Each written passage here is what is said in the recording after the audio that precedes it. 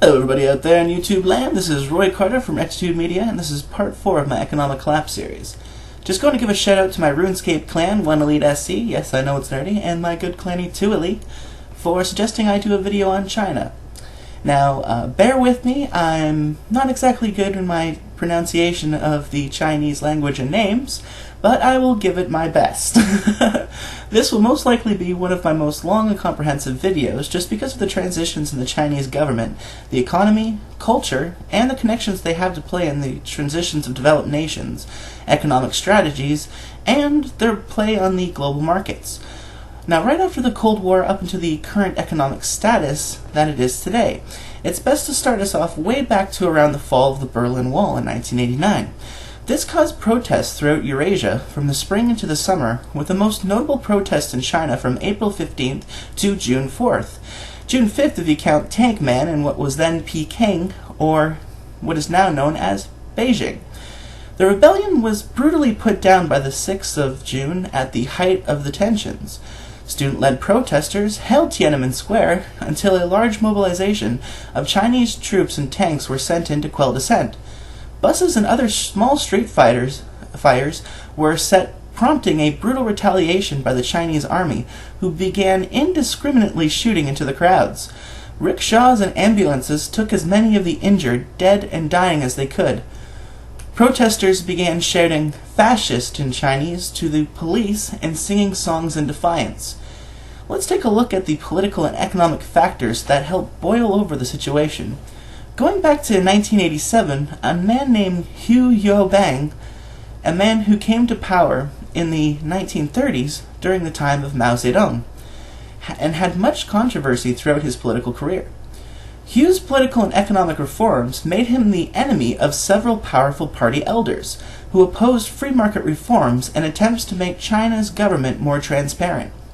When widespread student protests occurred across China in 1987, Hu's political opponents successfully blamed Hu for the disruptions, claiming that Hu's laxness and bourgeois liberalization had either led to or worsened the protests. Hu was forced to resign as party general secretary, but was allowed to retain a seat in the Politburo. Hu's position as party general secretary was taken by Zhao Ziyang, who continued many of Hu's economic and political reforms. A day after Hu's death in 1989, a small-scale demonstration commemorated him and demanded that the government reassess his legacy. A week later, the day before Hu's funeral, some 100,000 students marched on Tiananmen Square, leading to the Tiananmen Square protests of 1989. Following the government's suppression of the 1989 protests, the Chinese government censored the details of Hu's life inside mainland China, but it officially rehabilitated his image and lifted its censorship restrictions on the 90th anniversary of Hu's birth in 2015. The result of the Tiananmen Square protest made China kick out most Western journalists and heavily censor dissent within its own country. This led to a hold-off on economic reforms, sanctions, and arms embargoes being implemented on the People's Republic of China. 25 years after the Tiananmen Square uprising, younger generations have completely forgotten about what had happened, and this is the direct result from government censorship in China. Even now on Chinese social media, and in the age of technology, despite all of the reforms made in that country, censorship reigns supreme. Now, mainstream media became very biased in retaliation and mixed in their Cold War sentiments, and it didn't come around for about a decade afterwards. So a lot of information about what was really going on in the early 90s came from tourist and third-party news outlets. Yes, we did get a gist of what was going on through global markets at that time, but China's historical censorship also carries to its economical statistics. It's no secret that the government of China has manipulated GDP, as I've even mentioned it in my first video, which did focus a lot on China. The Guardian writes a good article depicting the discrepancies and even quotes from China's own leaders involved in economic development. The government of China enforces an official exchange rate, which is regulated without relation to external market factors. There's the quote from Party Secretary Li Keqiang about the GDP being man-made and therefore unreliable. that I used in my first video, and there's also mention of a Wall Street Journal article done by Tom Orlick which states, China's GDP data is haunted by controversy, with widespread doubts about its accuracy. Now, here's the figures of economic figures for China over 36 years from 1980 to 2016. Their predicted GDP growth has gone up somewhat consistently, but so has the inflation. Their purchasing power in global markets has increased quite significantly, while surprisingly keeping their unemployment rate under 5%. Government debt to GDP went up to about 26% of GDP in 2011, and when it was brought down to just under 11% in 2016. Now, in 1990, China was in the midst of transferring to a market-oriented system through a variety of economic reform proposals. Now, China had learned its lessons from the past, and their economy had shown respectable rates of growth, poverty alleviation, reduction of inequalities, suppressed population growth, and high rates of savings. The tumultuous political events, the Great Leap Forward, the Cultural Revolution, and the democracy movement had stifled economic planning and adaptation of deregulation needed to become an effective player on the global markets. And trust in China on the world stage at that time was an all-time low due to the East versus West mentalities. During China's double-digit economic growth in 1987 and 1988, rapid price reform contributed to rapid inflation in an overheated economy. That touched off panic buying, especially of consumer durables. In the summer of 1988, Beijing responded with a 3-year retrenchment that slashed both growth and inflation. Average prices for all of 1992 were up 6.2% over the 91 average, with a rise of 11% in major cities. In 1991, the economy grew at 7%, at 5% in 1990, and 3.6% in 1989. The percentage of state enterprises that lost money was reduced to 29.9% in 1992, compared with 34.5% in 1991. About 90% of the unprofitable firms subsidized out the state budget lost money primarily because they had to sell their products at controlled low prices. Price reform also moved forward, with free market forces now determining the prices of 90% of all retail goods and about 70% of production materials. Foreign investment and trade also pushed the economy forward. Total foreign trade jumped about 19% to $163 billion US, with China enjoying a $7 billion US surplus. Foreign investment totaled about $16 billion US dollars in 1992, a jump of more than 50% over 1991. At the same time, in the late 80s through the early 1990s, there was a recession in most of the world. This left a huge demand for cheap goods and labor, one that China was all too happy to help out with. During 1992, for example, China devalued its currency at a faster pace than inflation. The 92 GNP figure was up 17.9% in nominal terms in Chinese yuan, 12% after adjustment for domestic inflation, and 11% in US dollars without adjustment for inflation. Also, the same goods or services contribute much more to GNP figures in rich countries than they do in developing nations. A Chinese haircut, for example, may add only 20 cents to this country's GNP, while a haircut in Japan could easily count for $20 US. This sort of difference explains how peasants could live on per capita incomes calculated at about $134 US a year. This also allowed the Chinese government to pay their people very little in comparison with larger workforces. China had received little foreign aid during its economic transition. The largest source of foreign capital had come from Hong Kong and overseas Chinese, but roughly the same amount of Chinese capital had flowed outward into Hong Kong. Accumulated foreign investment in China was $33 billion US in 1992, or only $28 per capita. China improved large-scale state sector efficiency, mainly by introducing competitive pressure from the growing non-state sector.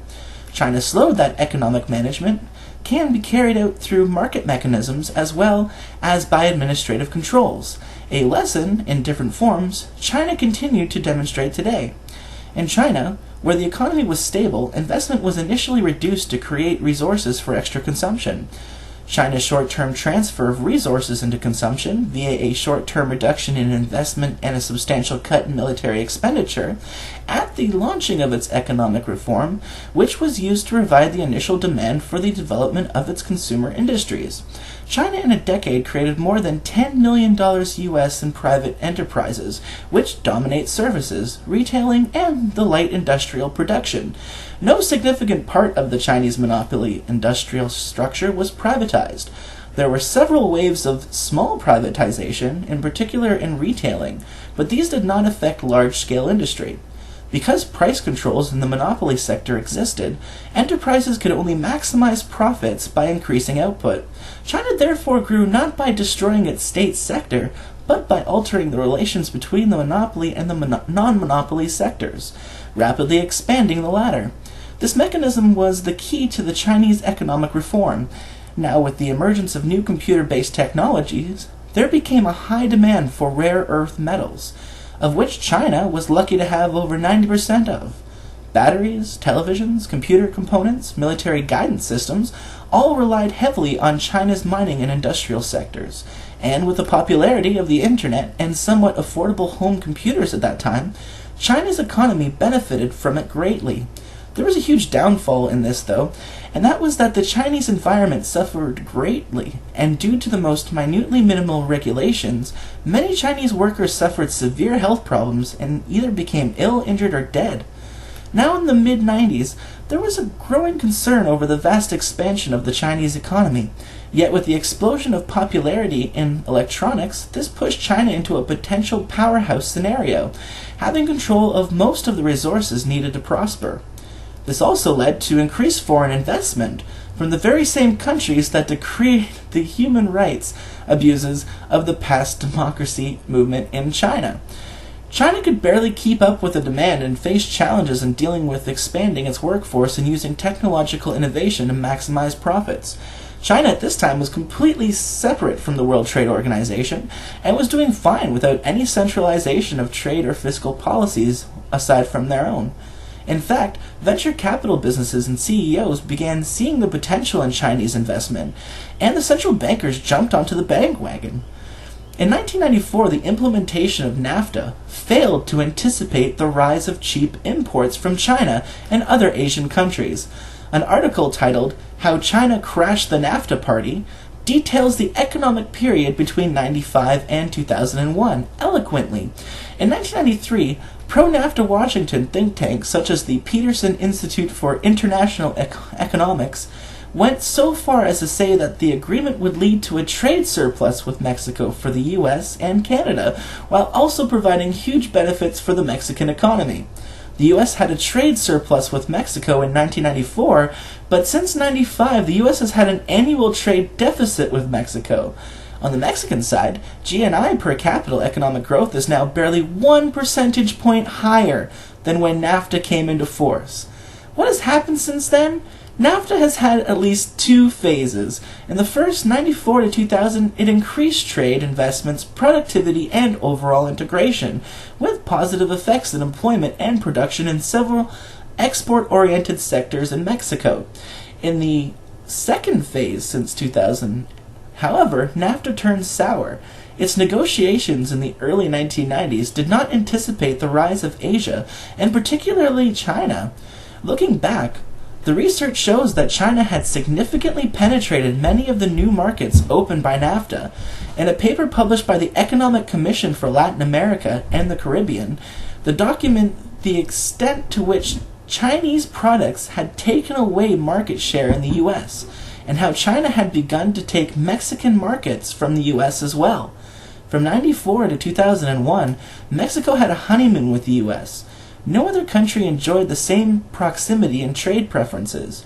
Although trade increased significantly between the two countries, it failed to translate into per capita income growth and rising employment and wages in Mexico. The honeymoon ended in 2001 when China entered the World Trade Organization and began to enjoy similar access to the U.S. markets. We find out that by 2009, 84% of Mexico's manufacturing exports to the U.S. were under threat from China. By threat, we mean sectors where China is gaining market share and Mexico is losing it. We also find that 96% of U.S. exports to Mexico were under threat from China. In 2000, the U.S. supplied Mexico with 60.8% of its office machine and computer imports, and 70% of the peripheral parts for those machines. 10 years later, the U.S. held only 10% of the Mexican import market in each sector. By contrast, China held 13% of the office machine import market and 5% of the part market in Mexico. In 2000, and 9 years later, it had 48% and 58% of those markets, respectively. Simple economics would lead one to think this would be a benefit for Mexico, as the inputs for this electronic industry decreased, because imports from China are cheaper than from the U.S. This should have led to productivity gains and more exports to the States. China and Mexico supplied the U.S. about 5% of the U.S. computer market in 2000, but by 2009, China had more than half that market, and Mexico did not budge. We performed in-depth studies alongside the statistical work that further confirmed the findings. The yarn textile garment chain, similar to furniture, toys, and most of Mexico's manufacturing sector, was symbolic in losing more than 50% of its employment since 2000. The U.S. had become an additional loser, since it was the major supplier of Mexican exports. The automobile parts and assembly chain was a big exception in the competition with China, in the U.S. markets and in Mexico. Since the beginning of NAFTA, Mexico's exports in the U.S. had strengthened, with levels above 30%, while China's share had remained relatively low, mainly for domestic reasons. China's consumption in the auto sector had been dynamic and above its production. In other words, the potential for export had been low. This, however, would change as China's auto companies followed the lead set by other Chinese global multinationals. Credited to Gavin Gallagher. So, you see, folks, the supposed unintended consequences of NAFTA helped bleed thousands of manufacturing jobs from North America, which is exactly the opposite of what was told to North Americans beforehand. With the obvious rise of China as a main player on the global market, Hong Kong ceased being a British colony and joined China on July 1st, 1997. This helped integrate China's shipping exports along valued trade routes, and it cemented Chinese interests in that region, pretty much to the dismay of Japan and other surrounding countries. Now, with the exploitation of NAFTA, the people got duped by rich CEOs, round table groups, and sovereignty-destroying supposed free trade deals. China didn't seem to mind this, and the hostility it once faced in the eyes of the Western world dissipated in lieu of financial gain.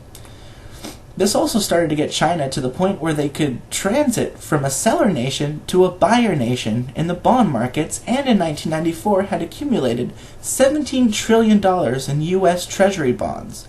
This put them on the road of being one of the biggest holders of U.S. debt. Now, why would China buy so many U.S. Treasury bonds? Well, the answer is simple. China sells more goods and services to the U.S. than the U.S. sells to China. China is primarily a manufacturing hub, and an export-driven economy. Chinese exporters receive U.S. dollars for their goods sold to the U.S., but they need renminbi, or yuan, to pay their workers and store money locally. They sell the dollars they receive through exports to get renminbi, which increases the USD supply and raises demand for the renminbi. China's central bank, the People's Bank of China, carried out active interventions to prevent this imbalance between the US dollar and the yuan in local markets. It buys the available excess US dollars from the exporters and gives them the required yuan. The People's Bank of China can print yuan as needed effectively. This intervention by the People's Bank creates a scarcity of US dollars, which keeps the USD rates higher. China hence accumulates USD as forex reserves. China's strategy is to maintain export-led growth, which aids it in generating jobs and enables it, through such continued growth, to keep its large population productively engaged. Since this strategy is dependent on exports, mostly to the US, and also to Australia, because that's 30% of their imports is from China. China requires renminbi in order to continue to have a lower currency than the USD, and thus offers cheaper prices. If it stops interfering in the previously described manner, the renminbi would self-correct and appreciate in value, thus making Chinese exports costlier. It would lead to a major crash of unemployment due to loss of export business. China wants to keep its goods competitive in the international markets, and that cannot happen if the renminbi appreciates. It therefore keeps the renminbi low compared to the USD, using the mechanism that's been described. However, this leads to a huge pileup of USD as forex reserves for China.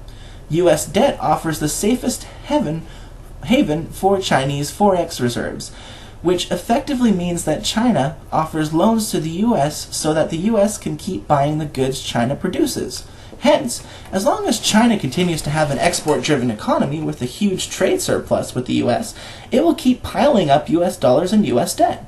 Chinese loans to the US through the purchase of US debt enable the US to buy Chinese products. It's a win-win situation for both nations, with both benefiting mutually. China gets a huge market for its products, and the US benefits from the economical prices of Chinese goods. Beyond their well-known political rivalry, both nations, willingly or unwillingly, are locked in a state of interdependency from which both benefit, and which is likely to continue. Now, with this new financial freedom that China had acquired, it looked into long-term investments in foreign countries and within their own nation. They practically had the electronics market cornered, although Japan received more money for each electronic device sold.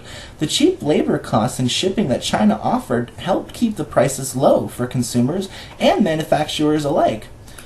By now it had become obvious that North Americans and the rest of the world were matching their production levels. You see, it's hard for me to do a full historical analysis on the rise of the Chinese economy without mentioning the human costs of China's success. I could go on for hours on end throwing out facts and figures without getting into the reality of social control and exploitation. The website War on Want paints a horrifyingly true picture. Despite the rapid growth of the Chinese economy in the last decade, more than 482 million people in China, 36% of the population, live on less than $2 US a day. In total, 85% of China's poor live in rural areas, and extreme poverty forces many of them to leave the countryside in search of employment in urban areas. Often referred to as the factory of the world, China's industry-oriented economy relied on these migrant workers who made up of the majority of the workforce. There are approximately 150 million internal migrant workers in China who, because of their status, didn't receive any state benefits or protection. They had to endure poor working conditions such as excessive enforced overtime, denial of social security rights, and failure to provide unemployment contracts, as well as severe health risks. Before opening up its economy in 1978, China had stringent controls on the movement of people between rural and urban areas, preventing migration to cities. These controls were part of the permit Huqiu system, in which welfare entitlements such as pensions, housing, health, and education were tied to a person's place of birth. As China moved towards a market economy, cheap rural labor helped fuel the country's growth, and constraints on migration were reduced. However, the restrictions on household registration of the Huqiu had remained in place, so migrant workers became outcasts without any access to any state benefits or protection, despite Chinese laws enshrining equal rights for all.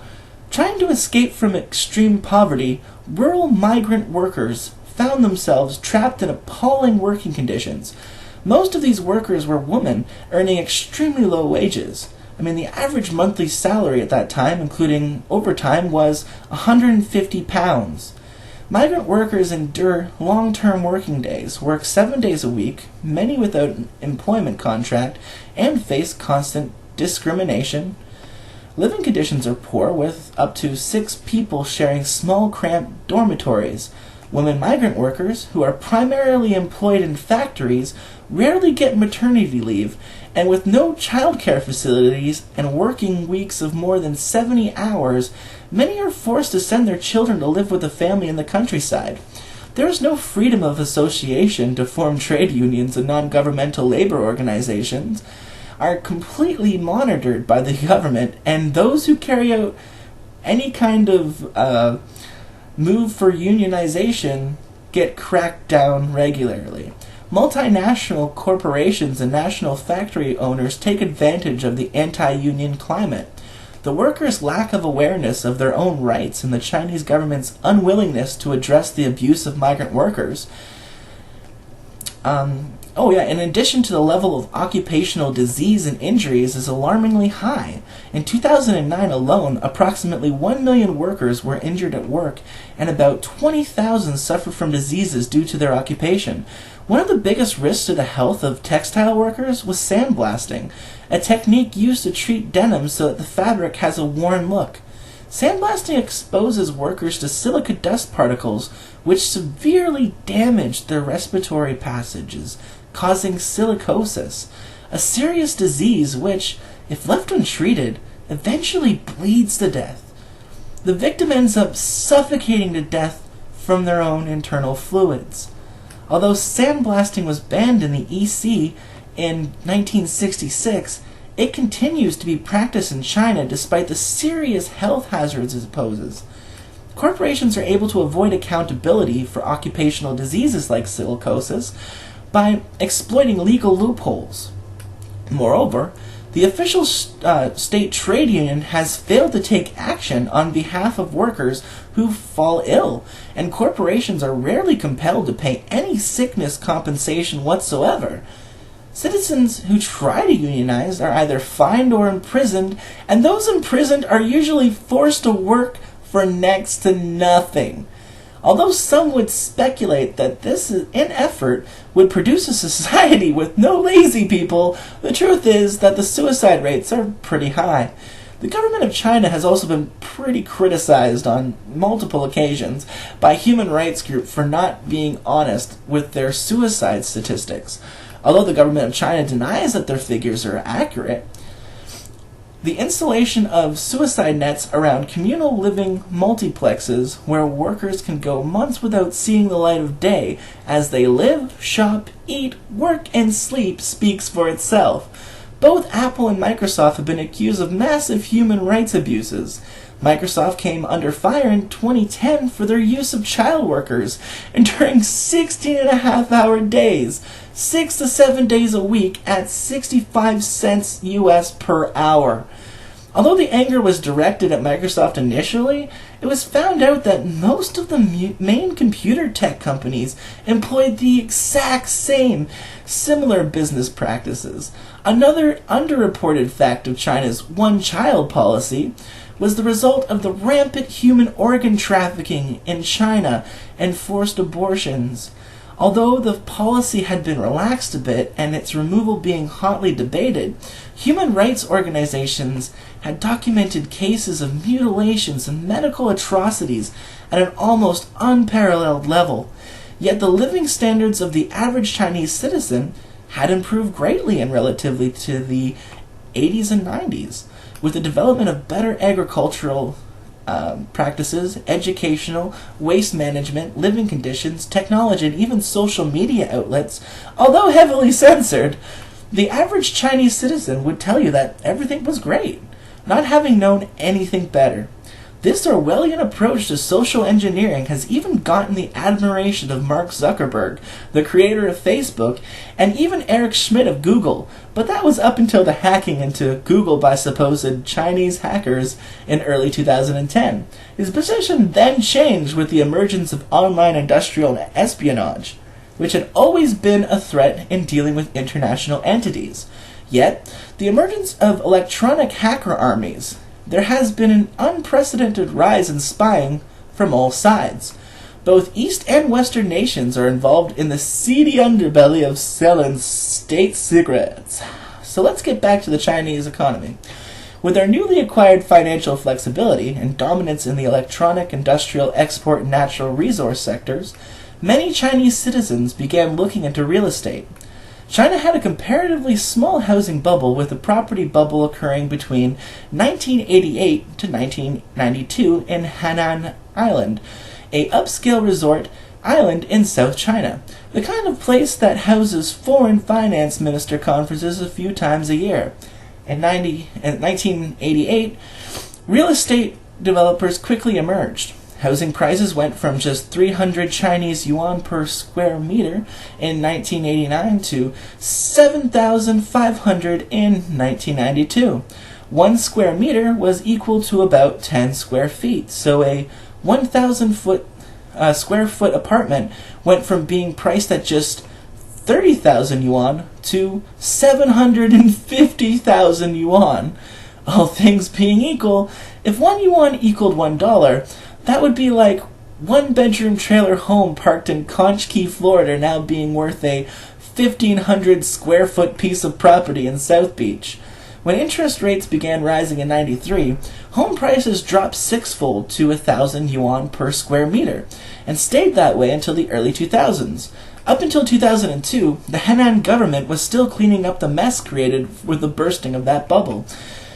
With that past lesson supposedly learned, in 2005 the Chinese government and its people began investing in high price-to-income and price-to-rent ratios for property, and the high number of unoccupied residential and commercial units have been cited as evidence of a bubble.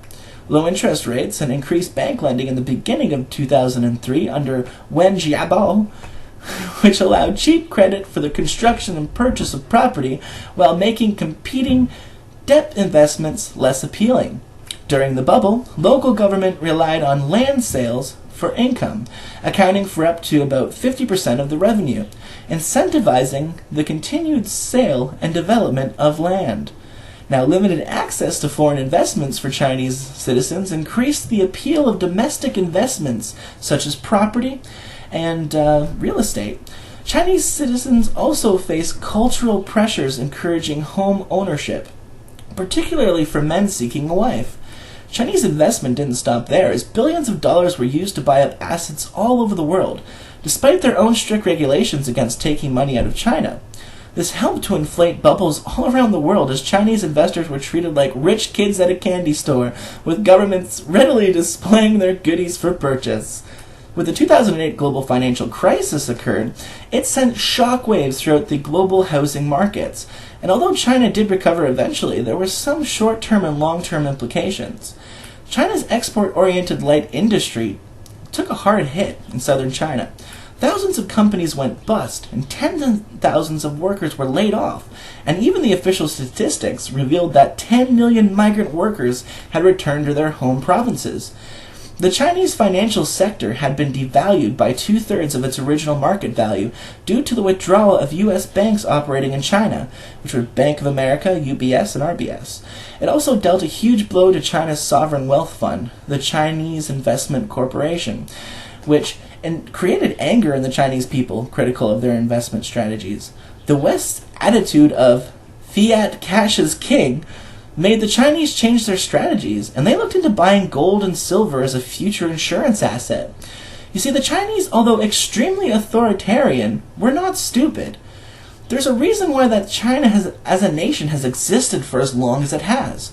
Their adaptability is almost second to none. As most of the rest of the world bailed out the central banking criminals and increased world debt exponentially without enforcing any real regulation whatsoever, China began looking back into its metals market and looking into alternatives to the false dichotomy of central banker ideology.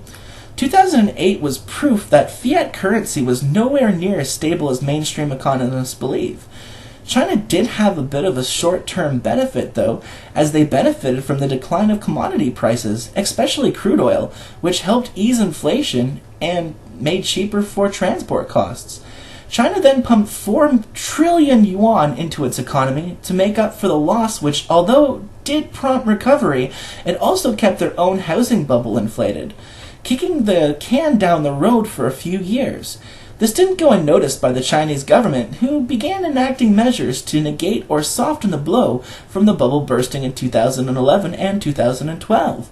Between 2010 and 2011, policies were enacted to curb that bubble from worsening to prevent it from occurring.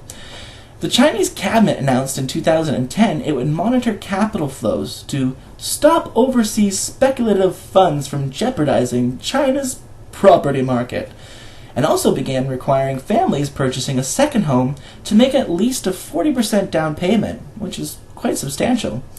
In early 2011, Beijing banned the sale of homes to those who have not lived in Beijing for 5 years.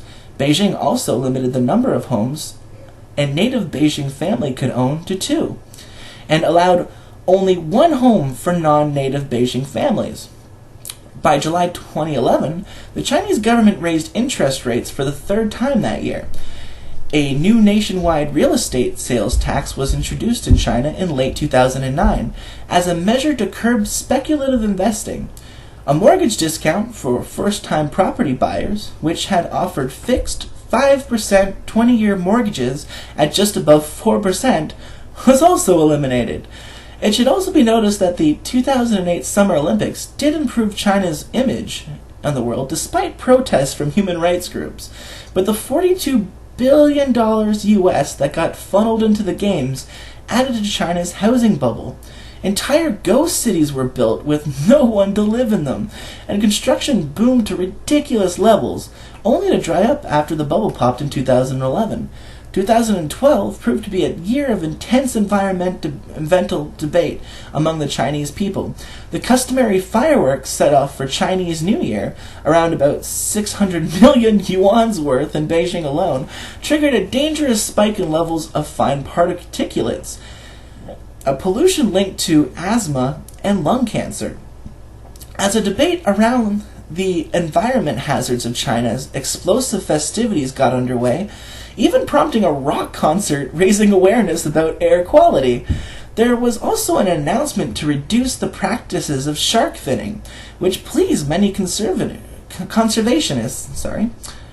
In March, there was an investigation by non-governmental organizations that found a startling 23% of cosmetics being shipped around the world and used in China contained large amounts of mercury and cadmium.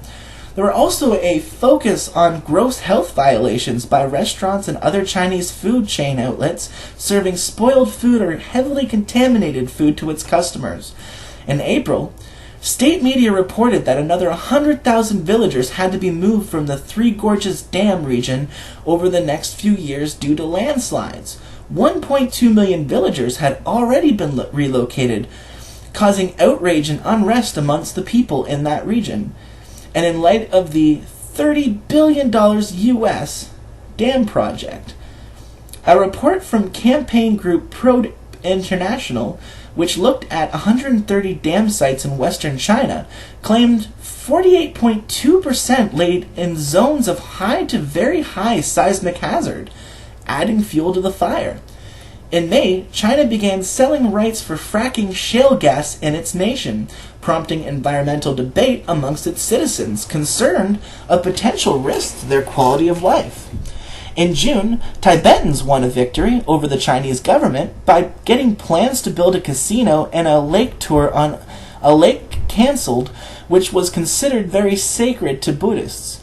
The events of July confirmed 2012 as China's year of environmental protests, and shone a light on the struggle of officials to respond to the growth of civil unrest.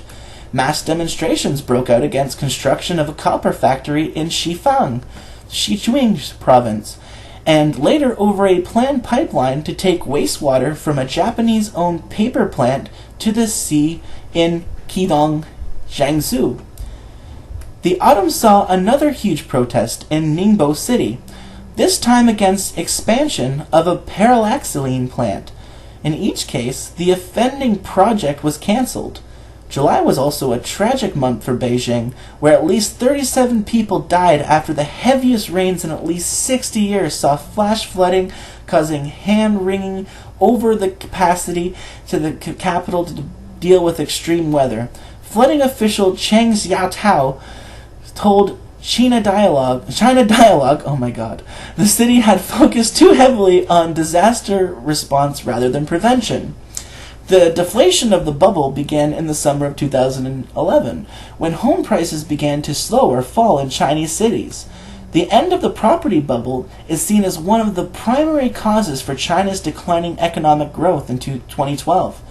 In August, China published its 5-year plan for renewable energy, with a particular emphasis on hydropower, wind, solar, and biomass.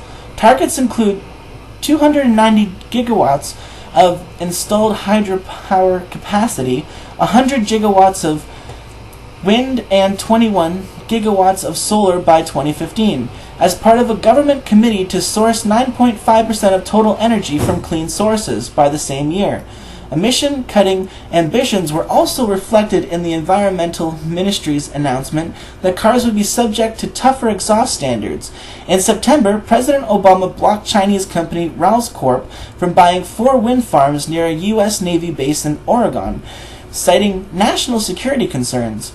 His tough stance was interpreted by many as a play to voters' anti-China sentiment in the run-up to the presidential elections, but it's also symptomatic of an increasingly hostile global clean tech market. The U.S. this year announced plans to impose 15% tariffs on solar imports from China to offset subsidies it blamed for flooding the market with cheap PV panels. European Union regulators have made similar accusations, and are meanwhile locked in a dispute with China over plans to include airlines in their cap-and-trade scheme. In October, global clothing brands included Armani, Calvin Klein, and Zara were linked to devastating water pollution in China. An investigation into the Chinese textile industry, a coalition of Chinese NGOs led by the Institute of Public and Environmental Affairs, identified 49 top brands it said were using polluting factories to manufacture their clothing lines. In November, all eyes turned to China in November as the country's next generation of leaders was formally unveiled at the 18th National Party Congress. Party chiefs placed renewed emphasis on the environment at the once-in-5-year event, with outgoing President Hu Jintao reiterating his call for construction of an ecological civilization. The final month of the year saw the conviction of Chinese environmentalist Liu Futong for illegal business activities in a court in Hainan, South China. Liu, winner of the Citizen Journalist category in China Dialogue's 2012 Environmental Press Awards, was accused of profiting illegally from self-published books about environmental destruction on Hainan Island. Despite the fact he gave most of his books away for free, he was given a 3-year suspended prison sentence and fined 17,000 yuan. Coming just weeks after the Chinese government's high-profile advocacy of an ecological civilization, the verdict left many questioning the authorities' commitment to environmental protection. In March 2013, Xi Jinping officially became the president of the People's Republic of China, completing a process that begun the previous fall when he assumed chairmanship of the Communist Party and control of China's Central Military Commission. He vowed to eliminate corruption and encourage carpooling, and for officials to live within their means. This, of course, was mostly rhetoric, as the true imbalance of power was the joining of business and politics. What he did change, though, for social-economic significance, was the historical concept of Huqiu, a household registration system that functions as an internal passport and prevented migrant workers from obtaining benefits like education and healthcare in Chinese cities. Now, workers with a rural Huqiu were able to relax in second and third tier cities, a reform that would better empower China's millions of newly urbanized citizens. The plenary session also brought forth reforms in the economy, requiring state-owned companies, which still dominate China's economy, to contribute a higher percentage of their profits to fund social welfare programs. State-owned firms had to allow private investors to gain up to a 15% equity stake.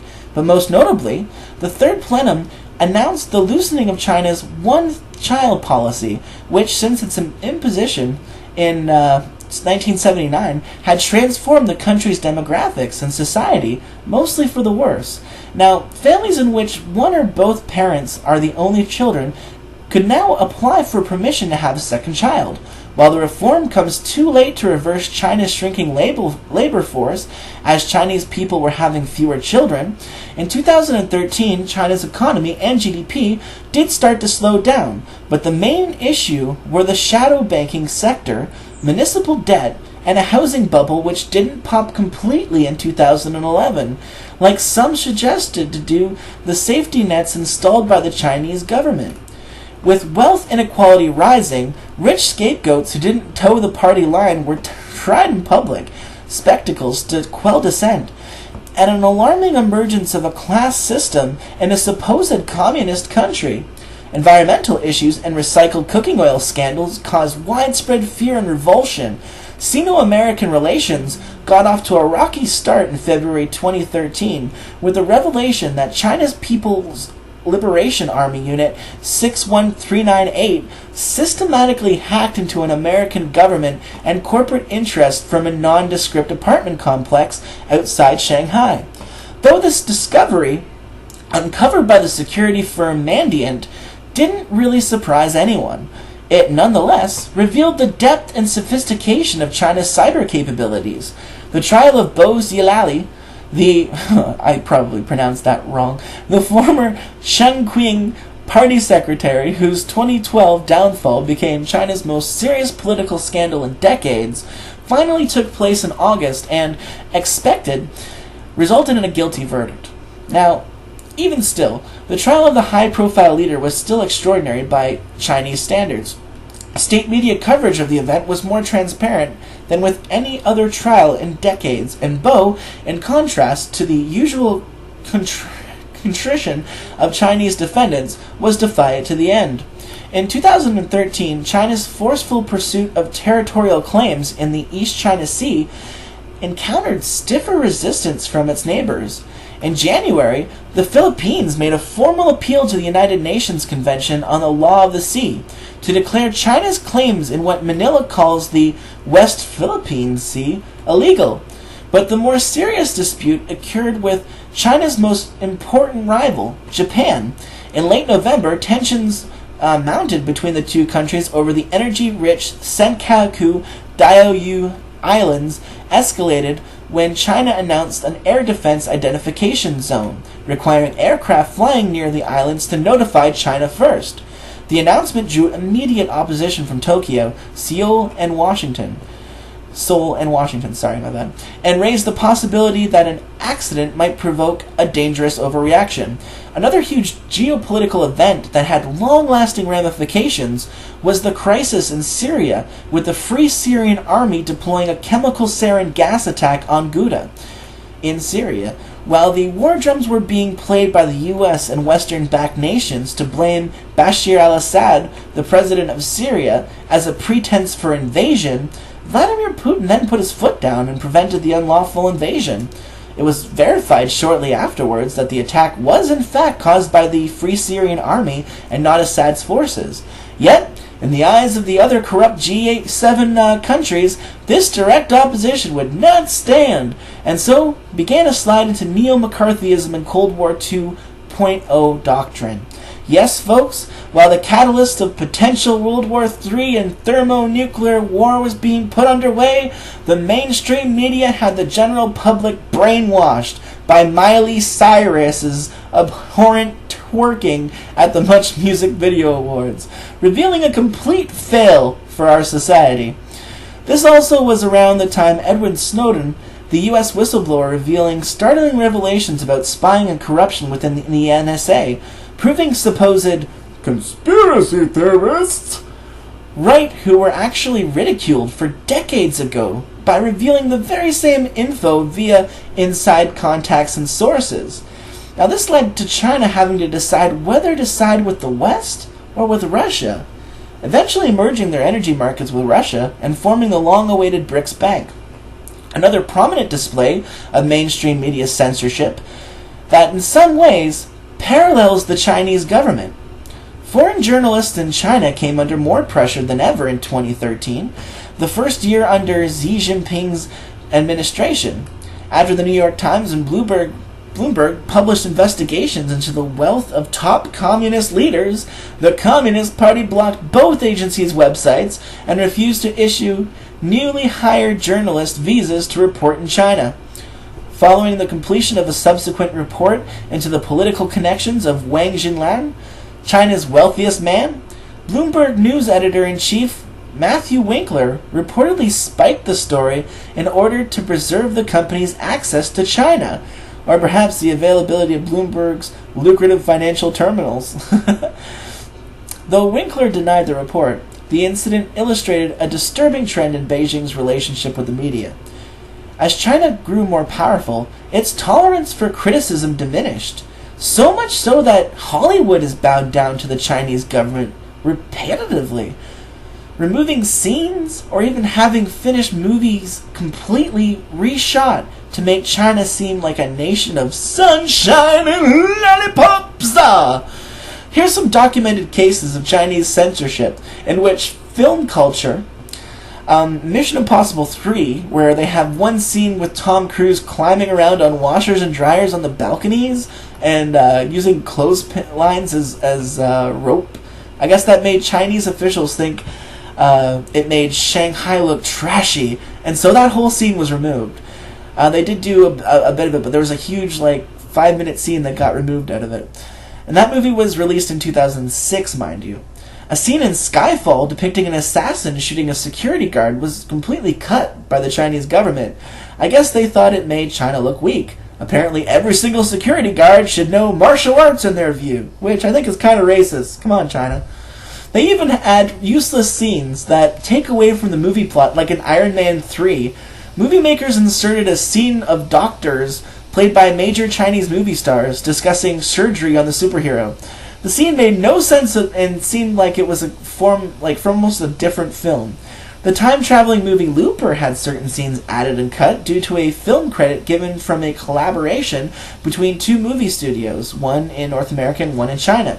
The movie that most people may have heard about in the media, though, was the remake of Red Dawn with Chris Hemsworth. After finishing the movie with the fictional enemy being the Chinese, China ranted and raved, and they had 80% of the scenes in the movie redone so that it was North Korea portrayed as the enemy.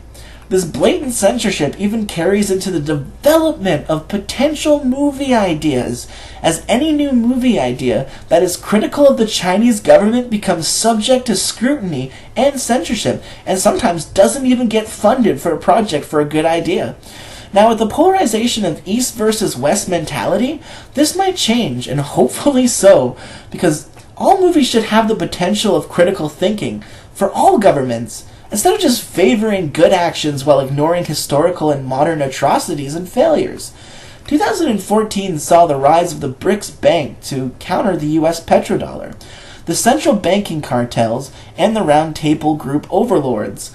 The rhetoric for World War III heated up on all sides, with escalations in the South Pacific between China and Japan, and with Russia, and in the West and Ukraine. This finalized the allegiance between Russia, Iran, Syria, North Korea, India, Brazil, China, and South Africa, with a few minor countries leaning towards Eastern powers. Pension reforms in China in 2014 affected 40 million citizens, averaging out a previous two-tiered pension system that favored rich and poor, so that the government officials and poor-to-average wealth citizens could have a more balanced and fair payment plan. The Chinese government reformed their education system so that students could choose what they wanted to study while still learning the basic core subjects. This gives the average Chinese citizen a huge advantage over standardization in Western countries. Deposit insurance was implemented to protect accounts with deposits of up to 500,000 yuan in case a bank goes bankrupt. The Chinese government then loosened restrictions on international travel for its citizens, encouraging globalization. They included regional reforms to maximize production and efficiency, boosting three main regions' development in the process. They introduced electronic payments for their railway systems while creating a price hike for transportation. They even allowed U.S. television shows to be aired, although the amount of shows are regulated and delayed for up to 6 months so that they can make sure it doesn't hold some sort of secret message to revolt against the establishment. In late 2014, mass protests were being held by the people of China who wanted more democratic representation in their regional elections. The people were swindled when they were told that only candidates who were approved by the state could be eligible in elections. This caused mass protests and was dubbed the Umbrella Protest due to the amount of tear gas and blood that was involved. The Chinese government and media did everything they could to make the protesters seem like violent, extremist Western provocateurs. Yet the mentality of freedom still exists today, with China still censoring posts related to social change, environmental issues, and yes, umbrellas. This brings us to 2015. It seems like every day something new develops in this theater of increased tensions between the East and West, this insane dance of global dominance. Greece had the opportunity to leave the euro, nationalize its assets, and kick out the bankers like Iceland, or they could have joined the BRICS bank nations. Instead, Syriza chose to become slaves to the central banks. The IMF finally realized the potential upsides of giving China special drawing rights, having the yuan as a reserve currency. This raised a lot of tensions with NAFTA countries and the Troika banking institutes. As a requirement for being allowed special drawing rights status, China has to divulge exactly how much gold it has in its vaults coming this October. This could be a death blow to the global paper bond gold market, as some estimate that China and Russia together may have over 13,000 tons of gold, potentially causing a raise in prices. U.S. Federal Reserve Chair Janet Yellen talked about raising U.S. interest rates, but whether or not that happens really is due to the failed growth prospects and massive layoffs in America. And in my opinion, it's highly unlikely. A lot of people are saying it too. The lack of new housing loans is a telltale sign of U.S. volatility. But a month ago, Chinese stocks began a sharp decline after about a year of increased share prices, and what resulted was a financial mirage. The securities put in place by the Chinese government created overvaluation, and the market began to adjust accordingly. The result? China lost 13 Greek economies in just under a month. Now, China was able to restrict trading and take money out of its state security net to compensate, which did help recover the markets. They did this by dumping precious metals, causing a flash crash of gold prices. Now, although the mainstream media and economists deem this as a win for fiat currency, they fail to acknowledge that China used its surplus of gold as insurance, and that selling the physical gold actually helped negate the obvious overvaluation of their stocks. This is something fiat money couldn't do without causing inflation through quantitative easing. China and Russia are believed to still have plenty of gold where that came from, and the lower gold prices are actually creating an opportunity for people to buy gold at reasonable prices. Chinese instability is bound to happen in a hybrid market of governmental regulation, unaccountable statistics, and market externalities. Now, with the Chinese economy slowing down and Cold War 2.0 tensions are renewed, we'll have to wait to see how the rest of the year plays out. In conclusion, China may have its share of problems at the moment, but it's still in a better off condition than a lot of central bank exploited nations. It's a communist country that is becoming more and more capitalist each day. Millions of citizens are taking up day trading, which is a ridiculously high volume in comparison with corrupt US-dominated markets. This is due to Western citizens not trusting the central banks, and with good reason, as they've constantly been caught manipulating markets and being involved in insider trading scandals. China's IPOs are moving the markets now, often being hugely underpriced. Those massive IPOs can lock up capital and draw out money of existing stocks. Freezing offerings is a step towards maintaining liquidity in a struggling market. China's stock market tends not to correlate with other world markets, and less than 2% of Chinese shares are owned by foreigners. China restricts foreign capital in its mainland exchanges, and most international exposure to Chinese companies takes place through listings in the more open Hong Kong exchange. Mix this with the potential insurance of gold, its dominance as a shipping, electronics, production, industrial superpower, and its creation of the BRICS Development Bank and potential SDR currency status, and it looks like China could survive a few more market corrections. There is, however, factors that could easily bring China and even the rest of the world to its proverbial knees. The current global housing bubble China has invested in, and which exists in its own country, could pop, stifling investment. Environmental factors could either get better or worse, creating a situation where the people revolt. Revolution is always a potential fear in China, and the adaptation into modern society brings with it new ideas that challenge authoritarian rules. Capital is leaving the country of China, so measures must be taken to ensure GDP doesn't crash, slow, or remain constant. Housing prices have decreased in the last year while stocks have gone up, showing inconsistencies that need to be addressed as to avoid deflation and inflation. With the increase of debt combined with decreased output from the yuan, there could be a reduction in China's purchasing power in the future, which does not bode well for the future of China.